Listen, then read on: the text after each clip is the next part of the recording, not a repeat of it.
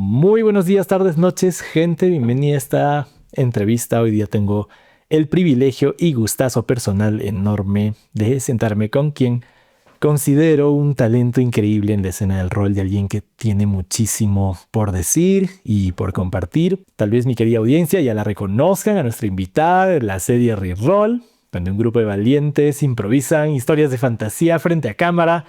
Algo que a cualquier Game Master le aterraría pues más que tropezarse, ¿no? Con la cola de un dragón accidentalmente.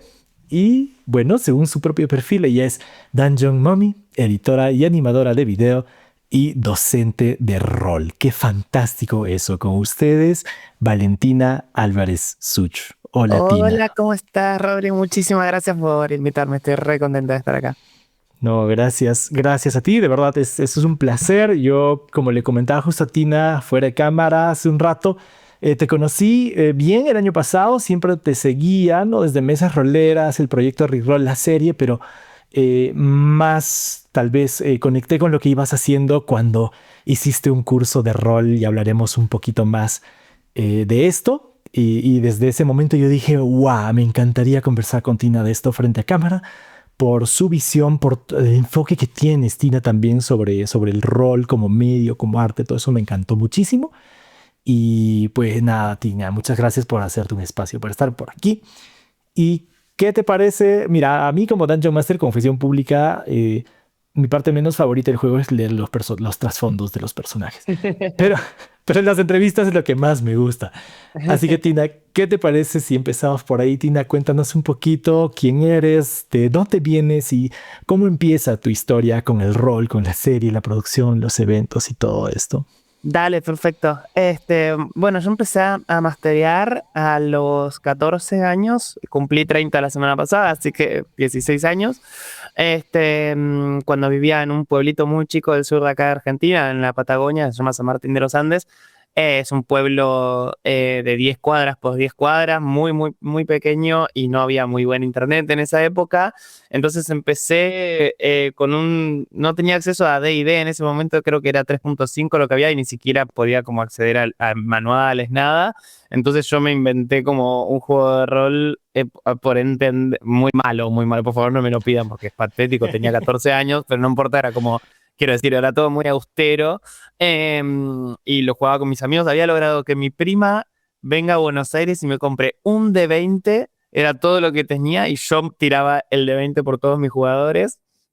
Así que era todo Wow, muy precario, pero bueno, así fue como empecé. De hecho, grabé mis primeras partidas en algún lugar, las tengo que tener por ahí. Mi primera partida de rol la tengo grabada. qué lindo. Sí, es lindo. Así que yo ya tenía como una idea ahí armada de lo que después iba a ser rol. Pero bueno, en esa época como no lo veía muy posible, era como muy nicho todavía, no estaba muy de moda y además no había como conciencia de que el rol tenía una potencia narrativa, ¿no? Era como, estaba muy como, el subtexto del rol era, bueno, es como un videojuego pasado a papel, ¿no? Que como hoy en día yo creo que no hay nada más alejado de la realidad en algún punto, es parte de lo que es, pero no es como lo interesante. Pero bueno, así empezó, pero en el medio yo hice mi carrera de cine. Cuando cumplí 18 años me vine acá a Buenos Aires a estudiar en la Universidad del Cine. Me recibí de directora cinematográfica y ahí empecé como un poco mi recorrido como guionista, laburando en productoras audiovisuales, publicidad, escribiendo, bueno, dando clases de guión en su momento y trabajando por ese lado. Entonces, como en paralelo a seguir jugando rol como hobby, digamos, iba desarrollando mi carrera. Y creo que fue un año más o menos después de recibirme que yo ya estaba laburando en proyectos de cine, estaba trabajando en un videoclip en ese momento. Tuve así como una crisis de trabajo que a todo el mundo yo creo que le habrá pasado, de no hallarme por completo en el cine, no sentirlo honesto conmigo, que de hecho coincidió bastante con mi transición, fue como un momento así como de mucha crisis identitaria, digamos, no me hallaba en eso, como era más como en mi cabeza serio, por hacer en muy resumidas cuentas, más serio para mi imagen decir que yo era directora de cinematográfica o guionista o lo que fuese, De la misma manera que era como más, como se dice, válido ser un varón en esa época. Entonces, ese año que creo que fue 2019, si no me equivoco, 2018, dije, bueno, a la mierda todo y dejé el cine, o por lo menos a nivel como profesional. No fue más mi meta. Hoy trabajo de editora, animadora y etcétera, como para vivir, o sea, exclusivamente por dinero, quiero decir, pero dejé como de aspirar a eso. Em, y también, bueno, transicioné, ¿no? Entonces fue como todo un cambio. Y ahí empecé a decir, bueno, ¿qué es lo que me gusta hacer realmente? Y fue como la respuesta fue muy clara de, si yo pudiera estar todo el día jugando rol, sería feliz. Qué Básicamente. increíble. Eso fue como lo primero que dije, bueno, yo, listo, y me acuerdo de pensar como muy explícitamente, no hay ningún tipo de salida laboral ni profesional, ni seria en el rol, pero lo quiero hacer porque lo amo, ¿no? Y ahí creo que fue en la pandemia, donde con mi socio y mejor amigo Oki, Joaquín Daray, dijimos, che, ¿y si filmamos rol? Porque había salido Dimension 20 en ese momento y dijimos, che, nosotros tenemos de sobra la habilidad de hacer esto, los dos estudiamos cine, tenemos la posibilidad de hacerlo. Las historias que estamos contando en rol son muy buenas, quizás eso no me pasaba unos años antes, pero en esos años se estaban como poniendo muy, muy buenas desde que nosotros habíamos tenido un desarrollo narrativo como profesionales y fue como Claro. todo un poco se fue juntando a, che, esto puede estar buenísimo, puede ser muy lindo de hacer. Y además había como como un fuego militante de decir, además podemos hacer rol argentino, fantasía argentina, auténtica de acá, y que no sea como una imitación yankee, y que no sea como del palo de la derecha, que había mucho acá en ese momento, como de todos varones muy violentos haciendo contenido. Y era como, bueno, hacemos un contenido que sea más de nuestro palo, que después llamaríamos LGBT y de izquierda y argentino nuevamente, ¿no? Que más hoy en día con la imagen que está viendo el mundo de Argentina, pero en ese momento también era como importante. Entonces, bueno, ahí surgió Red Rock, que fue como que unió todo, como que le dio un sentido a todo lo que los dos estábamos germinando desde hace muchos años. Y bueno, eso después desembocó en todo lo otro, ¿no? Que seguramente, como dijiste, vamos a hablar después, pero eso fue como el recorrido, en resumidas cuentas, igual hablé un montón, pero más o menos. Wow. No, está bien. El límite de dos caritas por trasfondo. No, mentira, mentira. No, qué chévere, Tina. Es que a mí me encanta eso y o sea, es una apuesta bien grande en ese momento. Requiere mucha valentía decir, oye, mira, esto no hay evidencias de que esté funcionando más allá, tal vez que estos cuantos referentes, porque ese entonces no era lo que es el rol ahora, ¿no? Y decir, aún así, ¿sabes qué? Vamos con todo, hagamos una serie, hagamos una producción, pongamos las cámaras, la escenografía, los personajes. Entonces, qué increíble. Y ese proceso inicial, ¿qué fue lo más desafiante en ese momento? Por ejemplo, tenías a tu socio, los demás chicos, los demás participantes. ¿Cómo fue ese proceso de irles involucrando e ir armando todo el proyecto? Fue muy curado realmente el cast, digamos, hubo todas conversaciones porque nuestro grupo de rol difiere un poco, o sea, no es que no fue como Critical Role, que bueno, nosotros ya jugábamos rol y lo mandamos, sino que en este caso era como que algunos tenían más experiencia frente a cámara y también algunos aportaban distintas cosas a los personajes que capaz se pisaban con otros, ¿no? Entonces como fue muy pensado desde el lugar del tipo de personajes que juegan y como muy pensado como entretenimiento. Por supuesto, nosotros tenemos después nuestra mesa privada donde es solo amor y diversión, pero sí o sí queríamos que fueran nuestros amigos y seres queridos y que lo haga, y que nuestro vínculo con ellos sea auténtico, pero igual también ¿no? hubo como una cuestión fría y de producción de decir, ok, estos dos que no se conozcan está bueno porque van a generar química y está bueno que cada uno tenga un amigo que sí se conocen para que ya esté ese vínculo armado, porque si nos conocíamos todos iban a ser todos chistes internos. Fue como muy extraño y muy difícil para mí sentarme con Oki y decir, ok, ¿quiénes de los que amamos elegimos para que también sea un buen producto para ver? Y bueno, y llegamos a la conclusión al final de llamar a nuestras dos amigas que conocíamos de la facultad y que ya habíamos jugado rol, pero poco, que eran Mika y Cami, y después a Bruno y Ben, que eran dos con los que jugábamos rol todos los fines de semana. Así que, y bueno, Oki y yo, que por supuesto íbamos a estar. Así que para mí eso fue lo más difícil. Y después la logística de la postproducción fue un quilombo porque era básicamente yo sola y estuve 2 años editando porque quería que esté perfecto dentro de las posibilidades que teníamos. Así que creo que esos fueron como los grandes desafíos de producción seguro. Wow, qué locura. Claro, y porque uno como GM a veces quiere tener el control de cómo va a ser la sesión, más o menos, ¿no? Hay como una tendencia. Pero ya con una producción, imagino, o sea, que es más, porque estás abriendo las puertas a algo en lo que, por definición del rol mismo, ni sabes cómo va a terminar, ni sabes cómo va a fluir. ¿Cómo fue esa dinámica? ¿Tú sentiste que era muy diferente a preparar partidas habitualmente, como lo harías con tu grupo? ¿O sentiste que tenías que aplicar un poquito más de control sobre los jugadores? ¿O es más igual dejarse llevar e irlo manejando como, bueno, GM y directora y productora? Yo creo que es un poco y un poco. El actual play lo convierte en otra cosa. Una de las cosas que a mí más me gusta del rol, y lo digo siempre en las clases, como una de las primeras cosas que digo, es que es el único arte narrativo que es profundamente íntimo. O sea, no hay un público en el rol. Las personas que lo producen igualmente son las que lo consumen. Y eso hace que sea como una especie de sueño que después vos, cuando estás contando una sesión de rol a un amigo, le explicás como si como si estuvieses explicando un sueño que tuviste anoche, como podés entender a nivel racional lo que fue, pero no estuviste ahí, no sentiste lo que sentimos. Y esa cosa hermosa no está. Entonces como que sacrificás ciertas cosas para ganar otras. Creo que ninguna reemplaza a la otra. Yo no sé si haría 100% actual play o 100% rol íntimo, porque las dos tienen cosas distintas. Al mismo tiempo, la comunicación con el público, la gente que lo ve es hermosa, eso, que esté grabado para la posteridad y que eso esté ahí, trae cosas del espectáculo audiovisual que está bueno, que se amalgaman muy bien con el rol. Pero bueno, uno sacrifica cosas. Un ejemplo práctico de eso fue que por cuestiones logísticas no podíamos usar música, ¿no? En la Mm. sesión.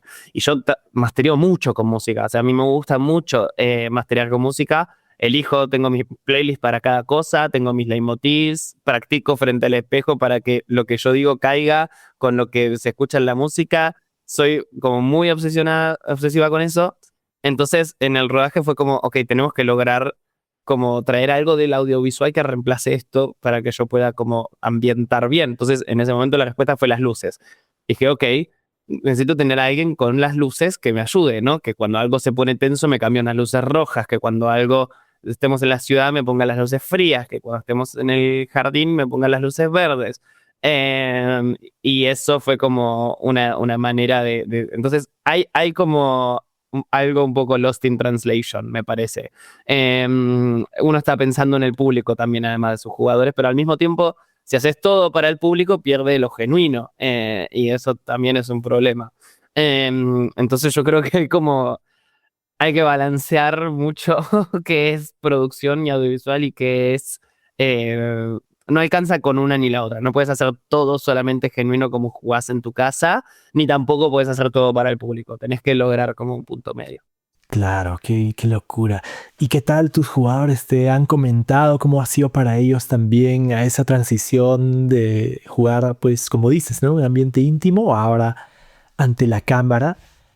Yo creo que, por lo que me han dicho, sobre todo como jugadores, y yo un poco también lo siento como máster, es que al principio la cámara intimida mucho, por más de que tengas experiencia, como jugar rol frente a cámara, trae todas cosas nuevas, por más de que sepas actuar, por más de que hayas capaz tenido un podcast o lo que sea.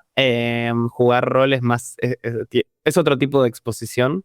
Eh, pero hay algo mágico del rol que en el momento que si como máster logras involucrarlos en la historia, rápidamente eso opaca lo otro, ¿no? Como te olvidas un poco, no del todo quizás, pero te olvidas bastante de las cámaras. Y yo creo que en todas nuestras temporadas se nota eso, que al principio siempre estamos como más fríos y más atentos a la cámara y a medida que van pasando los capítulos nos vamos soltando. Yo creo que eso ahí es donde está la mayor responsabilidad mía como máster. Yo tengo que lograr que se sientan cómodos lo suficiente como para olvidarse de la cámara. Y ahí mi mejor asistente en la primera temporada fue Juan Manuel de Rosas, el dragón bebé, que tiene un nombre de prócer argentino. Eh, Porque, bueno, es un dragoncito bebé. De repente, cuidarlo importa muchísimo más que toda la gente que está viendo la serie. Ese Qué tipo de loco. estrategias. Claro, o sea, eso es un proceso súper consciente para ti, digamos, el momento de escribir las cosas, de ver con cada personaje. ¿Tú dejas que los participantes creen a sus personajes? ¿Te involucras un poco en eso también? ¿O cómo funciona eso? Yo en principio ahí sí hice lo mismo que hago en mi mesa privada. Yo trato siempre o casi siempre de crear el mundo alrededor de los personajes, cosa de garantizarme que los personajes se van a sentir como parte del mundo. Ese es mi proceso. No es la forma o la mejor forma, pero es la que a mí más me funciona. Entonces yo les pido que hagan un personaje con la única indicación de que tienen que ser personajes activos, que tienen que ser personajes aventureros, tienen que ser personajes que quieran cambiar las cosas alrededor suyo y aventurarse, tienen que ser héroes, sobre todo en la fantasía, pero incluso fuera de la fantasía también. Entonces, esa es como mi única condición. A veces he tenido como excepciones, pero la mayoría de las veces, y sobre todo para un actual play, pido eso. Después, cuando me llega el background, usualmente tengo como eh, preguntas a raíz de lo que leo. Pero no les pido como cosas muy específicas. O sea, trato de ver por dónde está yendo el personaje, y sobre todo tratar de leer qué es lo que quiere de ese personaje, ¿no? Esas suelen ser preguntas que hago como, ok, de este personaje que escribiste, ¿qué es lo que te divierte? O sea, ¿cómo te imaginas jugando en la mesa y Uh, qué es lo que te divierte de eso? Si me pusiste un papá abandónico, explícame, o sea, ¿qué es lo que te divierte de eso? ¿Te divierte jugar un personaje que ha sido abandonado o te divierte explorar ese pasado o querés encontrarte con tu padre? Como, no es una pregunta de qué querés que pase, sino de qué querés explorar. No importa no saber, porque también una respuesta puede ser quiero no saber, quiero sorprenderme, quiero que ver qué sucede. Eso también es una respuesta, pero como tratar de entender cuáles son las expectativas, va a ayudarme a mí a escribir y también va a ayudarme a guiar a la persona a jugar el personaje que ellos quieren jugar. Y a partir de eso, claro. una vez que ya tengo los personajes terminados, ahí recién empiezo a armar el mundo alrededor de eso. Qué fantástico, porque claro, ya imagino la presión de decir, ok, vamos a hacer una historia, Tina, que vas a armar tú, y claro, y tirarte todo eso encima sin ningún parámetro y buscar que le guste a la gente. En cambio, esto es al revés, ¿no? Coges lo que la gente te dice y ya te da una base buena para construir. Eso está escuchando bastante también en temas de sesión serie y de verdad que me parece fantástico. En tu curso también lo has mencionado mucho y también me dije, wow, o sea, qué genial. Y pues no, qué locura. Tina, y con los años, ¿cómo ha ido evolucionando lo del show? Porque has tenido varias temporadas, has tenido incluso ahora un grupo de jugadores totalmente particular que es Alan y su gente. Y un pequeño corte para aclarar, el nombre completo de la banda es Alan Sutton y las criaturas de la ansiedad. Así que los van a poder ver en el canal de Tina, en Reroll, la serie, y los pueden ver jugar. Y luego vayan a Spotify a escuchar su música, que de verdad está buenísima. Así que de vuelta a la entrevista. ¿Cómo se van dando estas cosas? ¿Cómo va creciendo esto? Y es todo siempre por amor. Realmente como nuestro sueño es poder dedicarnos a eso. Entonces es como por ahora todo a pulmón, o sea, con favores más que nada, porque no tenemos plata. Entonces como alguno nos presta la cámara, otro nos presta otra, otro nos hacen los tipos de las luces, ni los conocemos y nos hacen un descuento porque son un amor. Y así es como que vamos dando vueltas. Lo mismo con Alan también fue lo mismo. Con Alan fue un mensaje tipo, che, les copa jugar rol y les mastereamos, y se coparon. O sea, no hubo nada como transaccional en el medio de esos. Ellos fueron muy buena onda y nosotros tratamos de serlo también. Pero sí, obviamente fue más fácil ahora porque ya teníamos como un nombre armado dentro de todo y cuando le explicábamos a la gente lo que queríamos hacer, teníamos el referente de la primera temporada, pero al principio era como nadie sabía qué era bien lo que estábamos haciendo.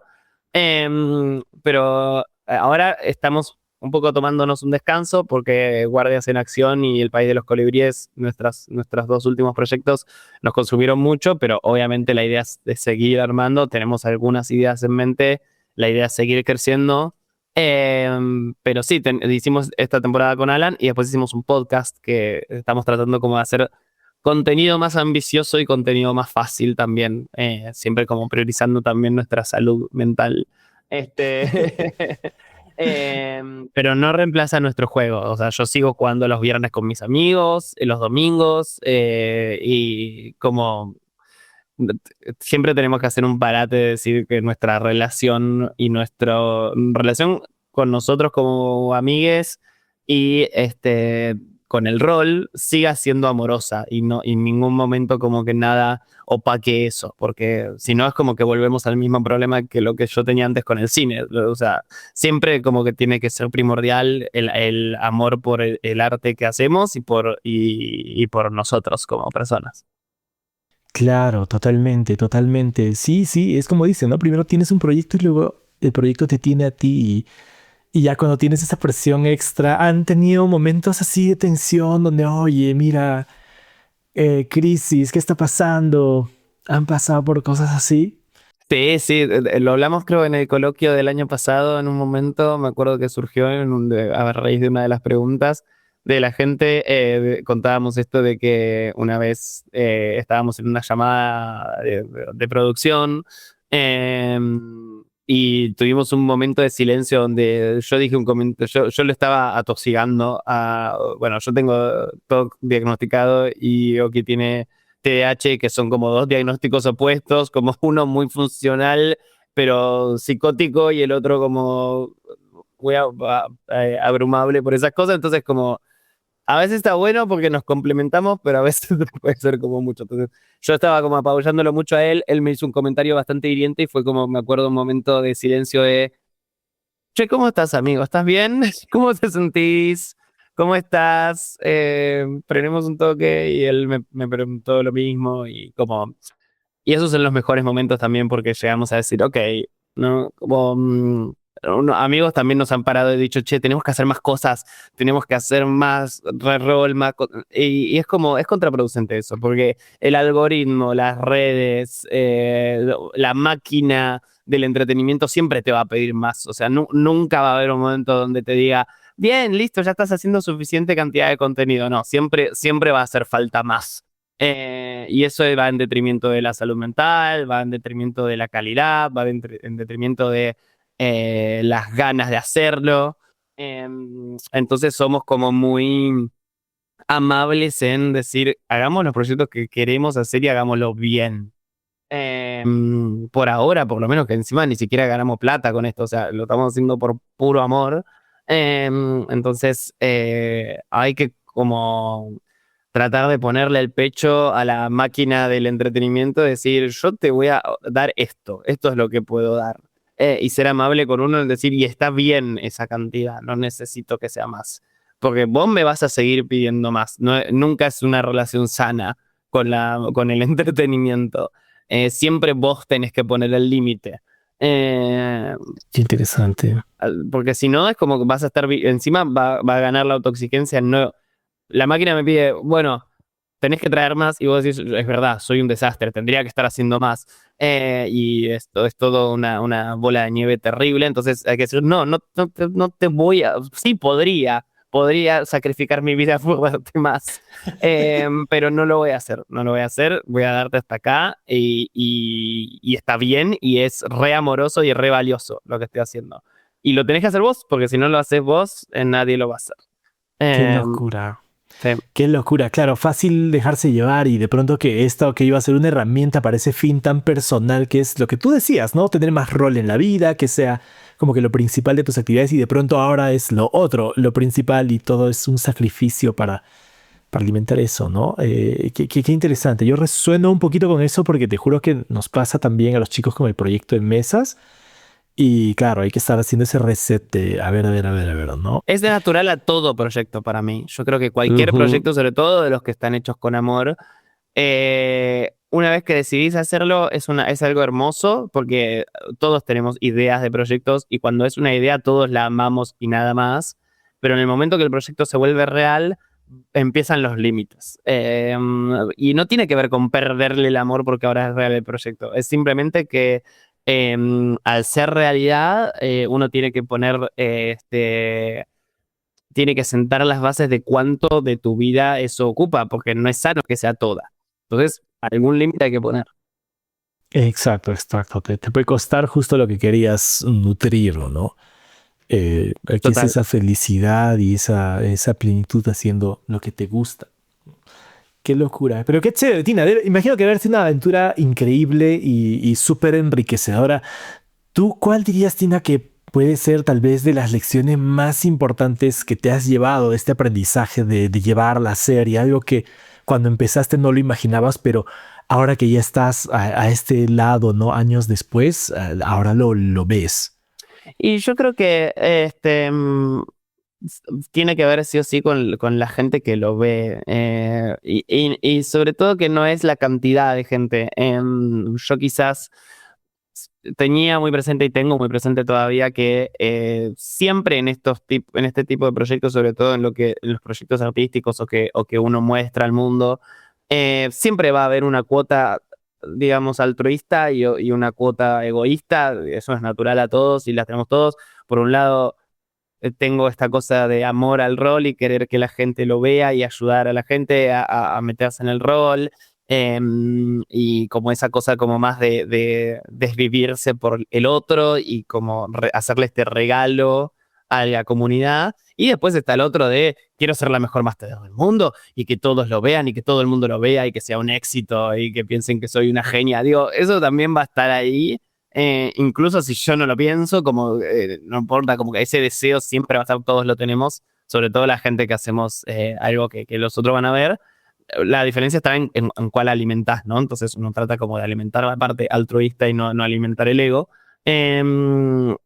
Pero yo como tenía esta idea de, ok, obviamente yo voy a querer que lo vea la mayor cantidad de gente posible. Y hoy en día ya no tengo tanto ese deseo. Mi única razón por desear que más gente lo vea es para que se vuelva solventable el proyecto, o sea, para poder hacerlo más, pero no por una cuestión de fama. No me gustaría, de hecho, estar al nivel de fama de Matt Mercer, ponele, no es algo que yo desee, pero sí me encontré deseando más la profundidad con la cual llega el proyecto a ciertas personas, porque me he llevado unos comentarios muy hermosos desde que Reroll salvó vidas, que ya es como me parece un montón, ya me parece inabsorbible por mi cerebro eso, pero ya de por sí como me metí en el rol y ahora tengo mi grupo de rol, me animé a masterear. Me di cuenta que el rol podía ser para mí, personas LGBT o chicas trans que se animaron a masterear, o que algunos que vinieron y dijeron mi hijo ve rol y es re fanático, y pensar que eso va a estar como en su memoria, y que va a estar ese contenido y no otro que podría ser como más perjudicial para esa persona. Eso Qué sí me bonito. mueve mucho. Eso sí digo, ok, todo esto que invertí y que sigo invirtiendo y que sigo apostando vale la pena. Y ahí es donde se fue esta sensación de, bueno, el rol no es serio, o el rol no puede ser importante o no vale la pena, porque en el momento como que esto está como tocando, qué sé yo, decenas de personas. Para mí es recontra suficiente, como una canaliza un poco su maternidad y en algún punto del legado que uno deja, y eso siempre es como lo más lindo que me ha dejado el proyecto lejos. Lo mismo con los alumnos en el curso, ¿no? Tal cual. Qué súper, Tina. Eso me encanta. Ajá, soy yo otra vez para recordarte que si estás viendo esto y eres Game Master y te interesa crear un espacio online donde mostrar tus partidas de forma profesional y empezar a gestionar tu reputación con reseñas de tus jugadores de una forma que sería súper atractiva, ya sabes que puedes ir a mesasronderas.com. Nada más necesito. Ahora volvemos a la entrevista, que lo siguiente que viene con Tina está pero increíble y les va a volar la cabeza de seguro. Y en este proceso, digamos, ya haciendo la serie, ¿en qué momento tú decides como, oye, tengo algo que quiero compartir, además de lo que se ve en las cámaras, tengo algo que quiero enseñar a otros Game Masters. ¿Cuándo decides dar este paso y empezar como docente de rol? Creo que fue gracias a Fede Müller y Marcos Cabobianco, junto con Jime también, que son los que están en Farol Club de Rol y Tomate 20. En su momento Tomate 20 nos hace una entrevista a Oki y a mí, ahí fue donde los conocimos y nos metimos un poco en esta comunidad que hoy es la RAR, en definitiva, la Red Argentina de Rol. Pero sobre todo con ellos tres fue que tuve un poco la confianza y el espacio, porque Farol me abrió las puertas al toque y yo ya ahí empecé como a decir, me ofrecieron el espacio, ¿no? Para hacer lo que quiera en algún punto. Y me llamaron para hacer máster. Nunca pude meterme en eso, o sea, yo nunca, en ningún momento de mi camino estuvo esta idea de yo masterear por plata. No porque esté mal, no me parece mal, me parece que es un laburo recontra válido, o sea, es un servicio de muchísimo desgaste y de muchísimo trabajo y que recontra me parece bien que la gente cobre por masterear. Yo no lo haría por una cuestión de que a mí me resulta muy íntimo y muy expuesto lo que yo mastereo, no me gusta hacerlo a medias y no me gusta hacerlo con extraños que no, como, no es que no me gusta masterear extraños, pero como que no tengo ningún poder de decisión en elegir o que están pretendiendo ya por un intercambio monetario ciertas cosas. Entonces, es como que no me encontraba en cobrar por masterear. Entonces ahí empezó como, bueno, ¿y qué? ¿Qué puede ser? Porque creo que hay algo que yo puedo dar a una comunidad que no conozco. Y ahí fue como, ok, yo me gusta dar clases, soy buena docente, en ese momento era docente de Premiere Ujú. y After, de guión, y había hecho algunos tutelajes para literatura y qué sé yo.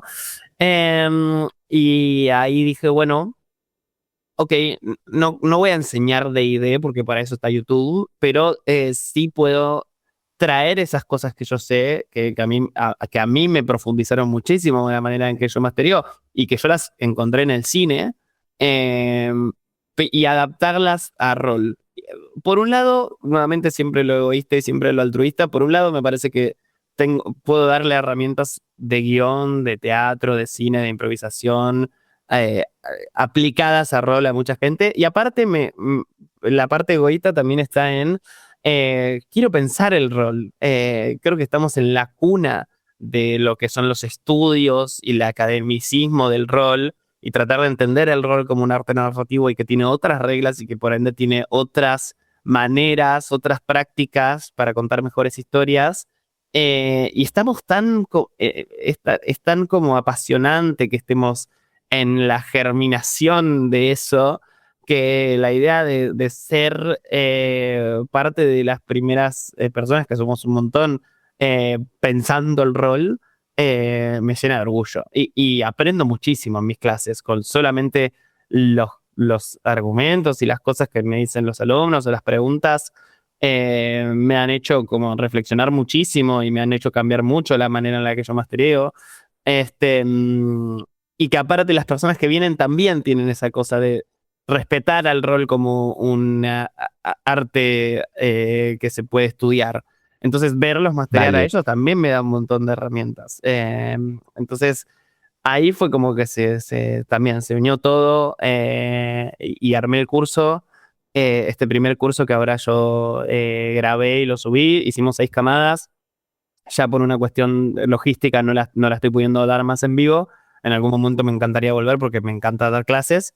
Pero bueno, dejé esta como opción es un compilado de grabaciones de las clases de las 6 camadas de este curso que ahora lo pueden acceder cuando quieran, me pueden pedir. Y bueno, y fue cambiando a medida que lo di también, porque como los mismos cursos fueron como eh, nutriéndolo. Entonces es como un curso al que le tengo mucho cariño, pero después incluso de eso surgió un taller de world building que di con Fede y con Marcos también. Tenemos el laboratorio donde seguimos como trabajando ideas y campañas. Bueno, Juego de Trolos que es mi espacio LGBT, tiene el mejor nombre. El nombre es genial. El nombre es genial. Juego de Trolos es un espacio LGBT de juegos de rol que ya tiene como 4 años. El mismo grupo, siguen siendo los mismos. Em, y nada, como se ha convertido como en una especie de escuela del rol, que es como un sueño hecho realidad, es como Harry Potter, pero en el rol. No, oye, a mí me encanta y yo creo que eso fue una de las cosas que más me hizo explotar el cerebro cuando lo comentaste durante el curso. Porque efectivamente, ¿no? Lo hemos visto con otros medios. Por ejemplo, bueno, tenemos el medio que es el libro, ¿no? Ya lo conocemos tantísimo tiempo. Y luego aparece el videojuego. Y el videojuego es un medio de ocio y de entretenimiento, pero de pronto, ¡pum! Podemos contar historias y ¡pum! Son historias que no se podrían contar de otra manera, ¿no? Si ves la adaptación, por ejemplo, de Last of Us, ¿no? Los que hemos jugado el juego decimos, sí, está lindo, pero no es lo mismo. Tú tienes Eso que es tener otra cosa, es otra cosa. tienes que tener el control en ese momento, ¿no? Y luego tú comentas esto, pues, ¿no? Que los juegos de rol también como un medio artístico, como un medio único a través del cual se podrán contar cierto tipo de historias que vamos descubriendo cuáles serán y quiénes serán quienes finalmente terminen escribiendo estas obras maestras del rol, ¿no? Que creo que todavía no hemos visto, si bien hay campañas y cosas espectaculares, la obra maestra tal vez, Tina, como tú dices, van a ser de estas iniciativas, ¿no? De estudiar más a profundidad las formas del rol, las técnicas, no lo sé, ¿no? Y bueno, entonces eso a mí, te juro que hasta ahora me dejó, y a mi esposa se lo comento todo el rato, es que no entiendes, el rol es un medio. Y me mira así con cara de, es un juego, ¿no? Yo lo entiendo y está bien, porque sí, hoy por hoy, un poquito que estamos por ahí, Le pasó a todas ¿no? las artes, le pasó a todas las artes, en los videojuegos también, eso sí lo llegamos a ver, quizás el cine no lo llegamos a ver nosotros, pero también le pasó, digo, el cine era Ujú. un lugar a donde vos ibas o sea, a tirarte cosas, era como de las calles, de la gente, como no era serio, digo, ibas al cine, te cagabas a grito, te tiraba golosina, ni escuchaba nada, o sea, era cualquier cosa. Hasta que llegaron uno que dijeron, no, esto es arte. Y de repente empezaron a pedir silencio en la sala. Y bueno, pero eso no, hoy en día lo damos por sentado, pero Mm, y la academia y los Oscar y qué sé Tal yo. cual. Bueno, ya tenemos los Game Awards, digo, ya eso está pasando con los videojuegos. Y en su momento también todos decían lo mismo de los videojuegos. Yo lo viví en mi infancia como gamer, digamos, que no se lo tome en serio a los videojuegos. Y con el rol es lo mismo. Es lo mismo. De hecho, podemos ver ya como los principios de que eso se empieza a tomar más en serio. De repente nadie quería hacerles una serie a los de Critical Role hasta que se dieron cuenta que tenían 8 millones de dólares.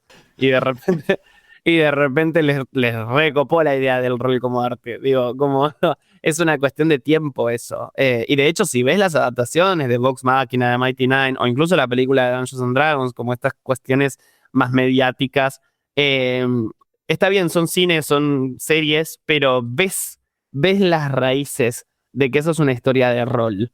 De que no es un guión normal, de que no es un guión solo de cine, viene del rol y te das cuenta si la ves. Y es otro tipo de historia. Y se perdió algo en la traducción.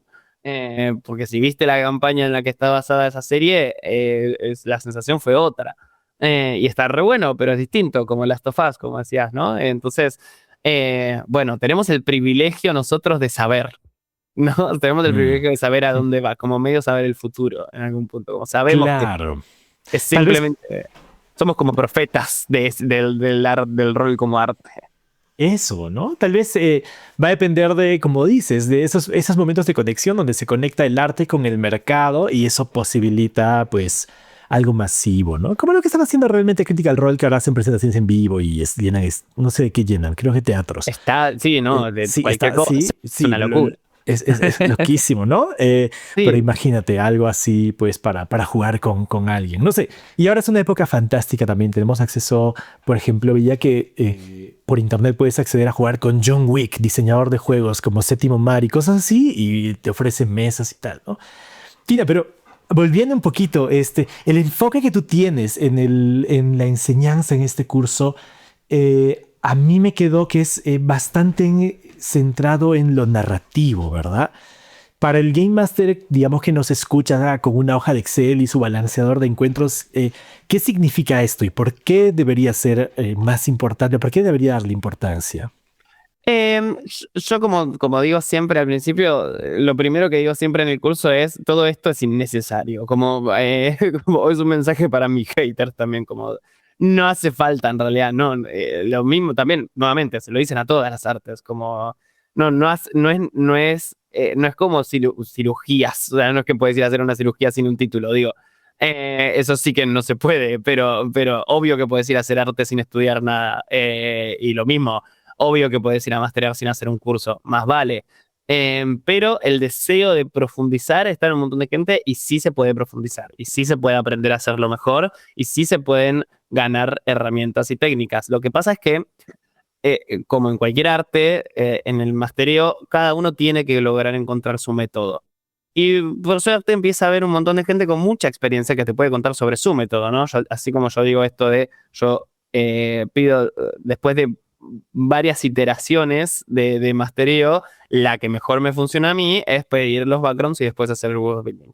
Te invito a que lo pruebes, pero obviamente la respuesta puede ser no, a mí no me sirve, digo, pero me parece que tiene que ver con ahorrar camino, digo, contar historias lo venimos haciendo desde Aristóteles, ahora que está todo el mundo con la Odisea, digo, desde la Odisea, que no está muy bien contada, si no sé, la amo la Odisea, a mí me gustó la peli de Nolan, me encanta Epic, pero la historia de la Odisea de Homero, si la lees, es bastante básica, como es bastante mala. Tipo, como el Cíclope le pregunta, ¿cómo te llamas? Nadie. Después dice, ¿qué te está lastimando? Nadie. Es como contada por un nene de 5 años. Y está bien que así sea. Eso es lo hermoso de la Odisea y de Homero, es ver qué lejos hemos llegado en contar historias. Como hemos utilizado todas esas narraciones para construir una narrativa humana, ¿no? de nuestra historia. Entonces, todo eso ha sido condensado en la academia, en la enseñanza, y como te va a ahorrar un montón de camino. Y además, lo bueno de eso es que al no partir de cero y tomar esas enseñanzas, digamos, que nos han dejado generaciones y generaciones de contadores de historias, podemos llegar más lejos también. O sea, yo voy a enseñar hasta cierto punto siempre, hasta donde yo sé, y al dejarnos a tantas personas como al mismo nivel de conciencia narrativa, podemos también empezar a como crear nuevas técnicas y crear nuevas maneras de entenderlo y de contar nuestras historias. Y además, que más personas tengan estas técnicas le da también más versatilidad. Ahí es cuando aprendes a cómo romper esas reglas o cómo romper esos clichés, digamos. Y como digo siempre, si vos no contás tus historias, nadie más lo va a hacer. Entonces, está bueno sé que si sos contador de historias, quieras contarlas de la mejor manera posible. Tratando de manejar los egos y tratando de manejar la exigencia, la autoexigencia, ¿no? Es una fina línea, ¿no? Uno se puede ir a los dos extremos, como desvalorizar el rol como arte o exigirse demasiado y olvidarse que es un juego también. Yo creo que ahí también hay como un delgado equilibrio. No sé si contesté muy bien la pregunta, pero Claro, claro. me No, resonó eso. qué súper, qué súper. Y, no, y me queda, o sea, eso claro, porque tú también traes bastante de tu propia formación, ¿no? De lo que hablas como cinematógrafa, trabajando guión, trabajando plot, ¿no? Trabajando las tramas. Entonces, hay un estudio ya de eso y de hecho conocer esas herramientas te ayuda a crear historias más efectivas, que conecten más, que aterricen mejor con la gente. A mí lo que me parece muy interesante es que esa conexión que haces, ¿no? Entre estas, como, no sé si decirles fórmulas o estructuras de una historia, ¿no? Una historia con la que alguien puede conectar mucho, que claro, en otros medios donde tienes un narrador y la audiencia es simplemente un observador, es como que un poquito, no fácil, pero las cosas van calzando según el autor, ¿no? Pero en cambio en el rol tú propones estas herramientas como una base, pero para construir esta experiencia colaborativa, ¿no? Entonces, para quienes nos están viendo, por ejemplo, cuéntanos un poquito, ¿cómo es eso? ¿Qué ocurre en esos, o cómo es tu enfoque respecto a traer esas herramientas hacia el rol? Y hay como un montón de variaciones, un poco en el curso lo hablo como más en detalle, pero en general sí, definitivamente como esas son las dos cosas que más cambian en el rol. Primero, la idea de que sea íntimo, la idea de que no hay un público y la idea de que es colaborativo con otras personas.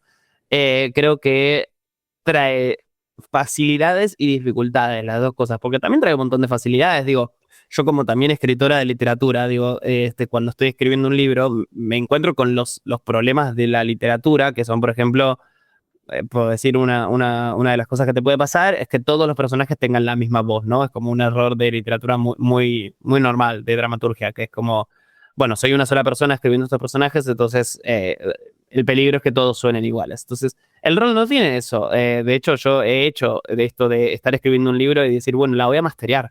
Le voy a dar mis ¡Wow! personajes a mis jugadores y que hagan la escena y a ver, y a que hagan cosas que no se me ocurran. Y de repente, wow, el rol te solucionó un problema que la literatura está tratando de solucionar Qué hace interesante. miles de años. Listo, le puse a otras personas la voz de mis personajes y eso quizás no lo voy a hacer tal cual a como fue la sesión, pero la pasé lindo una tarde con mis amigos y tengo más insight en cómo puedo hacer que estas voces sean como más diferentes. Y también tenés otras cosas, qué sé yo, también que los personajes se anticipen, es otro error muy común de la literatura, que los personajes sepan lo que va a pasar antes de que pase. Tampoco pasa en el rol, porque los jugadores no tienen ni idea de lo que va a pasar, ni vos sabes tampoco qué es lo que van a hacer los jugadores. Entonces ahí es como que aparecen ciertas facilidades y también es menos carga mental, te están ayudando otras personas. Ahora, sos una persona que está contando historias y no tenés ningún tipo de control en los protagonistas, no tenés ningún tipo de decir en que los protagonistas hagan o no su arco de personaje, vayan o no hacia donde vos querés que vayan. Y eso pueden ser dificultades que no te encontrás en otras artes narrativas, pero hay maneras de convertirlas en potencias. Las limitaciones siempre potencian la creatividad, lo digo siempre. No es lo mismo que yo te diga, escribí un cuento, a escribir un cuento sobre una planta que cobra vida, por así decirlo, ¿no? Como una te genera un montón de ideas y la otra no te sirve de nada. Entonces, los jugadores son tus limitaciones en cuanto a hacer esto. Hacen determinadas cuestiones o te va a disparar otra cosa, no quieren ver tal cosa, ¿no? Siempre lo hablo con herramientas de seguridad, también los límites y velos, justamente se llaman límites por algo, o sea, vos pensás que te están limitando tu historia o tu creatividad y no, en realidad, qué sé yo, siempre cuento el mismo ejemplo, pero tuve un alumno chileno en un cuarto de argentinos que puso como límite la xenofobia una vez en lo que estábamos construyendo, estábamos haciendo world building, ¿no? Y puso que no haya xenofobia. Y justo la historia que estábamos contando era sobre un intercambio cultural muy fuerte, o sea, una ciudad que encontró tipo Atlantis, ¿no? Y uno podría decir, no, nos cagaste, como tienen que ser xenofóbicos, si no, ¿cómo hacemos? Y no, la idea es poder decir, bueno, ¿cómo podría ser un mundo que no concibe la idea de xenofobia, la idea de separar al otro por el lugar del que viene? Y eso potencia las ideas. Entonces, hay que encontrar la manera de que el rol en sus limitaciones potencie la narrativa. Entonces, hay un montón de técnicas particulares sobre eso que hablo en el curso, pero me parece que lo general es eso, como cuando te encuentres con esas limitaciones, explotarlas, porque si no, puedes irte a escribir un libro, digo, como no, nadie Claro, te lo impide. Pero si vas a contar una historia de rol, tenés que jugar con sus reglas. totalmente, totalmente. Que suele ser un error cuando un GM quiere ser tal vez muy narrativo, ¿no? No sé si tiene, por ejemplo, en tu experiencia con ya con 6 rondas, ¿no? Del curso, ¿tú hay algo que tú veas como que, oye, mira, este es el error número uno de los GMs cuando quieren empezar con este enfoque más narrativo? Creo que por la naturaleza del curso, que quiere decir que atrae gente y que están escuchando esto, me imagino que también, gente que quiere profundizar en masterear, gente que está de acuerdo con nosotros cuando decimos el rol es un arte, el rol se puede profundizar, se puede academizar. Las personas que creemos fervientemente eso, somos más propensas a sobrepensar las cosas. Entonces creo que el error número uno es estar demasiado preparado. Yo siempre digo como que cuando vas a masterear tenés que estar preparado para improvisar. Eso quiere decir lo suficientemente preparado para que cuando tengas que inevitablemente improvisar estés cómodo. Hay algo como estar sobrepreparado. Si estás demasiado preparado no te vas a dejar lugar para improvisar. Y también hay una cosa que es estar poco preparado, digo, como también hay algo que es como eh, no tener como las herramientas cuando vas a estar mastereando para más o menos guiarte. No es lo mismo que en impro, no puedes ir en cero, no puedes ir en blanco. Ah. En impro tenés que ir en blanco, ¿no? Es porque si no, no funciona en algún punto o funciona peor. Pero en rol no, en rol tenés que preparar un poco. Entonces, yo creo que el mayor error que encuentro es ir con demasiada preparación. Sí es verdad que hay algo como estar infrapreparado y que estar sobrepreparado, pero si tengo que elegir, siempre voy a elegir estar menos preparada. Si tengo que ir sí o sí, o sobrepreparada o poco preparada, prefiero ir poco preparada. Porque la realidad es que lo que vos hagas antes en la preparación va a ser mental, va a ser racional, pero a la hora de Ahora, masterear necesitas estar con los sentimientos y la emoción a flor de piel. Y quien te va a decir qué necesita la sesión son tus emociones, no tu pensamiento. O sea, no vas a pensar que algo va a sentirse mejor en la sesión, vas a sentirlo. Entonces, para poder estar permeable a esas sensaciones, tenés que tener lugar, tenés que tener espacio, no puede estar todo tomado por tu mente, tiene que respirar la historia. Entonces, creo que mi principal consejo y lo principal que suelo ver en las sesiones es eso. Y aparte la gente que mastería tiene tendencia a sobrepensar, porque es mucho que hay que pensar en la sesión. Pero es una trampa, porque en donde personas con obsesión o con sobrepensamientos o rumiaciones de, wow, cuánto control que tengo el control de todo como máster, como directora de juego, y eso te atrae a estas personas, y es una trampa, porque cuando llegas te das cuenta que en realidad no tenés el control de nada, que lo mejor que puedes hacer es soltar el control y no pensar. Y eso es maravilloso, a mí me encanta, porque es como, bueno, es una máquina perfecta que atrapa personas sobrepensantes y las obliga a tener que dejar de pensar. Así que creo que Mira, qué locura. Qué genial, ¿no? O sea, una habilidad a desarrollar, poder dejarte llevar por el momento, por lo poco que traes y la respuesta de la gente. Sí, Ok. y confiar también. Yo creo que gran parte de lo que hacemos con las herramientas que vemos en el curso es que también hay que desaprenderlas. O sea, yo cuando estoy mastereando no pienso en todas las cosas que enseño, no pienso todo el tiempo en el primer punto de giro y en la necesidad dramática y en el objetivo y en el obstáculo. No estoy pensando todo el tiempo en eso. En algún punto me dejo llevar y confío en que tengo tan incorporadas esas herramientas que van a salir solas también. Hay un momento para pensar y hay un momento para dejarse llevar y hay que confiar también en las enseñanzas que uno tiene. Que lo que vas a ser capaz de reconocerlas cuando aparezcan y ¡pum! Tomarlas. Exactamente. Y después capaz las podés pensar, digo, a mí me pasa mucho eso, como que hago algo y después cuando estoy por irme a dormir pienso, mira, esto que hice fue esto. Y después en la clase puedo decir, miren, yo hice esto por esto, pero no lo hice conscientemente, o sea, no es que lo preparé de esa manera. O al revés, o decir, che, esto que hice estuvo mal o no salió bien, ¿por qué fue? Mira, por esto, porque hice esto mal. Entonces, en realidad lo que vemos en el curso son más herramientas de análisis que de ejecución. Eso es lo que pasa también. Y pasa mucho en todas las artes también. Vale, vale, qué buenísimo, Tina. Si un estudiante, por ejemplo, se pudiera quedar con una sola herramienta de todo el curso, ¿cuál dirías tú que tiene que ser esa? Uy, qué difícil. Creo que si se tienen que ir con una sola cosa, diría que sesión cero, definitivamente. Porque la filosofía de la sesión cero abarca muchas de las otras cosas que hablamos en el curso. Por eso también empiezo por ahí. No solo porque sea literalmente el principio de cualquier campaña, sino porque es como la entrada de un principio. Estamos comunicándonos, el rol es comunicación y por ende no puedo asumir nada. O sea, nadie juega rol por la misma razón que otra persona. Y la sesión cero es una instancia para poder poner en común cuáles son nuestras expectativas, por qué tenemos ganas de jugar rol, qué es lo que estamos buscando, cómo podemos potenciar cada una de las voces que va a estar creando esta historia. Y también poder decir, poder tener una etapa de poner en común qué es lo que vamos a estar haciendo durante todas estas instancias, que van a ser un montón quizás, em, de, de sentar bases sólidas para lo que va a ser esa historia.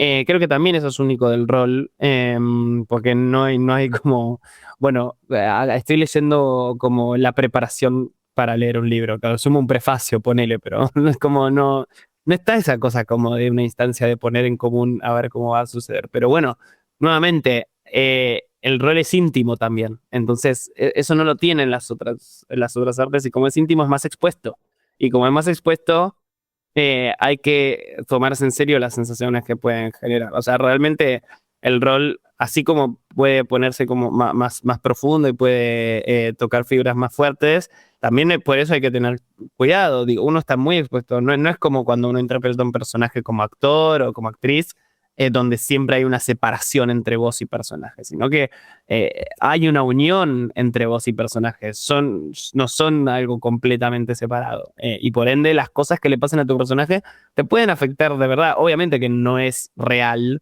lo que está pasando y ninguno está alucinando pensando que esa es la realidad y no el mundo real.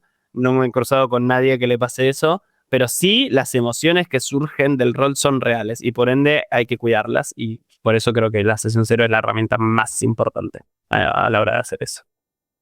Qué interesante, tanto para el GM, ¿no? Para quien está dirigiendo, para conocer con quiénes está, pero también para los mismos jugadores. Tú dices que vayan viendo, vaya, o sea, establecemos una expectativa en grupo, ¿no? No, Sí, no es solo yo.